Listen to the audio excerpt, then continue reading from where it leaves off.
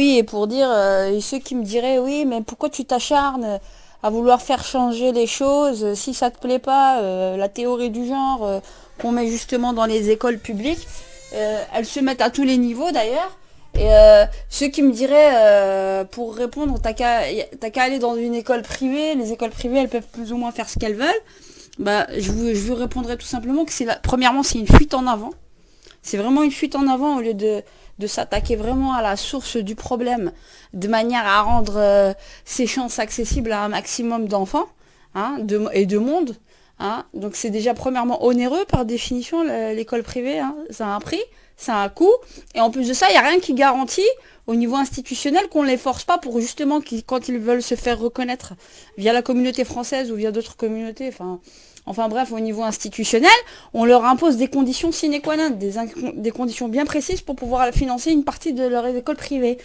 Et quand elles n'arrivent pas à être à 100% financées, il y a toujours quelque chose, il y a toujours une contrepartie. Donc on est quand même toujours dépendant, qu'on le veuille ou non, des institutions nationales et des lois qui sont faites au niveau national.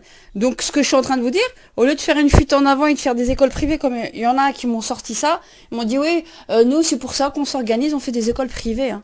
En croyant qu'ils sont immunisés, hein, que ça va pas les toucher. Si demain il y a n'importe quelle loi, je vous dis en amont, qui vont obliger les écoles privées et les contraindre à certaines conditions, vous verrez que même dans les écoles privées seront touchées par ce phénomène. Donc il faut s'attaquer vraiment à la base, à un niveau national, dans toutes les écoles publiques, dans toutes les écoles, peu importe. Cette théorie du genre, faut faire en sorte de l'abolir. Faut abolir ça. Et je suis vraiment pas dans une, dans une logique de demande au niveau du gouvernement. Oui, je vous disais que je suis pas du tout dans une logique donc de manifestation ou de demande aux gouvernements actuels. C'est pour ça que je maintiens le fait qu'il faut absolument que tous les citoyens se coalisent, hein, qui ont quand même encore un peu de bon sens, je trouve, comment dire, que nous fassions tous justement le Parlement citoyen. Et c'est important. Pourquoi? Parce que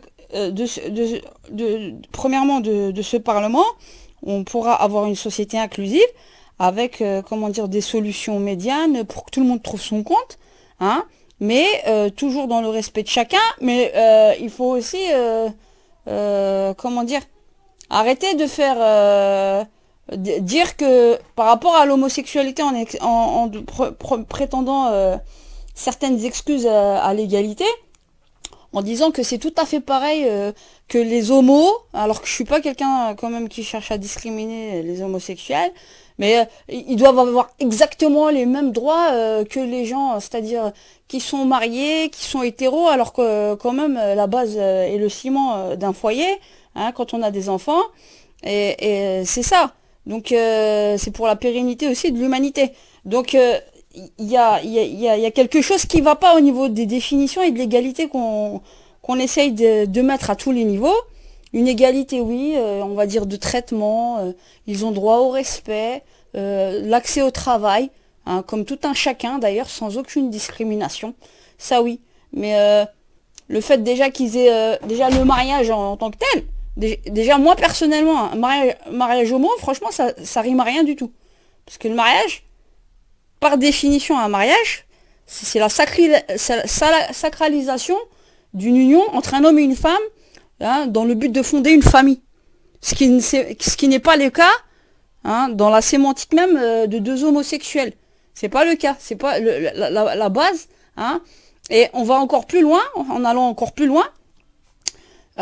Donc l'enfant devient un objet, en fait, un objet comme si on allait faire ses courses quelque part dans un shopping, hein, je veux une boîte de gâteaux, ben, comme les homosexuels en temps normal ne seraient pas en mesure de faire des enfants, enfin, à moins qu'ils aillent ailleurs, mais je veux dire, voilà, on va soit aller adopter, shopping, ou avoir des mères porteuses, enfin, voilà. On va dans une, comment dire, banalisation et un commerce de l'enfant, quoi. Et ça, C'est vraiment très grave. Donc, moi, je suis pas pour les discriminer en tant que tel, en tant qu'homosexuels, hein, mais ils doivent connaître aussi leurs limites, hein, et pas chercher à nous faire la guerre, à nous, aux familles, hein, parce que là, ça va pas. Ça va vraiment pas. Et d'ailleurs, regardez, il y a eu même des reportages, la population en Belgique est vieillissante, hein, il y a eu beaucoup de choses dans ce sens. Donc, moi, je suis pour une politique nataliste, hein. Alors, il y en a beaucoup. Vous voyez à quel point comment dire, la finance est liée aussi dans le mental de beaucoup de gens au fait d'avoir des enfants. Donc oui, alors on va montrer du doigt ceux qui ont plus d'enfants que ceux qui sont limités à un ou deux enfants, ça va plus ou moins. Ceux qui en ont un peu plus, on va commencer à les montrer du doigt. Oui, vous profitez du système, hein. Et de l'autre côté, nos enfants, quand ils travaillent, eh ben, c'est eux qui payent les pensions, qui aident à payer les pensions de justement toute la population vieillissante.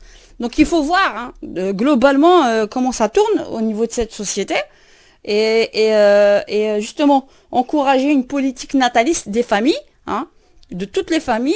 Et j'invite les Belges de souche à faire des enfants, hein, déjà, hein, de pas avoir peur ça. Il faut pas qu'on ait peur que ce soit lié forcément économiquement. On va changer, on va tout faire pour changer, pour favoriser une politique nataliste, faire en sorte justement que tout le monde ait du travail, qu'il n'ait pas besoin de travailler 40 heures par semaine, de manière de donner du travail à tout le monde, et d'avoir un niveau assez élevé au niveau financier, voilà, de faire descendre l'immobilier, voilà, au niveau des coûts. Enfin, moi, c'est des idées personnelles que je mets en avant. Moi, c'est des idées, comme je disais, que je mets en avant, mais c'est pas à moi de penser à tout. Moi j'ai lancé les grandes bases, on va dire, de la structure du Parlement, et j'appelle tout le monde justement à pouvoir aider dans ce sens. C'est pas à moi non plus de dire il faut qu'il y ait un partage. Il y a un partage, voilà, qu'on soit tous dans le partage, de manière que tout le monde puisse trouver sa place. Et donc je fais un appel à tous les citoyens pour que nous mettions en place ce Parlement au plus vite, hein, et qu'on arrête de laisser les incompétents au gouvernement actuel nous mener par le bout du nez. Voilà, donc je fais appel à toutes les compétences, toutes les disciplines, tous les gens de bonne foi qui seraient prêts à s'investir, hein, et le moyen financier ne doit pas être un frein. On doit tous donner de nous-mêmes en tant que citoyens pour pour notre émancipation, hein, et qu'on arrête d'être gouverné, avoir toujours cette hiérarchie, cette structure, voilà, les députés, ceux qui font les lois, la minorité qui font les lois, au détriment de tous. Et vous voyez bien qu'on n'est pas du tout respecté. Et donc voilà, la manifestation pour le civisme public, c'est vraiment pas une manifestation contre les homos en tant que tels, mais comme je disais, c'est le noyau dur quand même de toute société évoluée, et le ciment.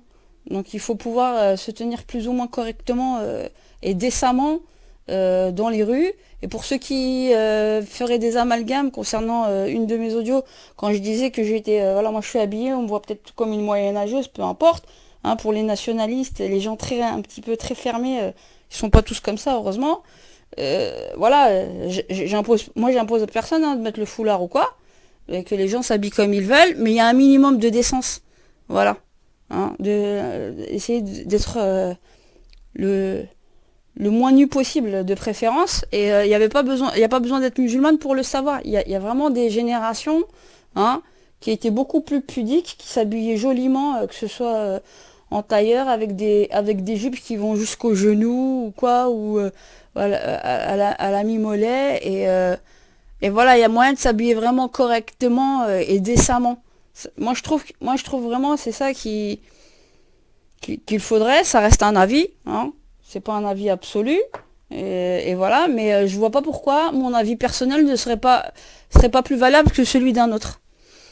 Alors je vous laisse en espérant des réactions de votre part, de manière à ce qu'on puisse s'organiser.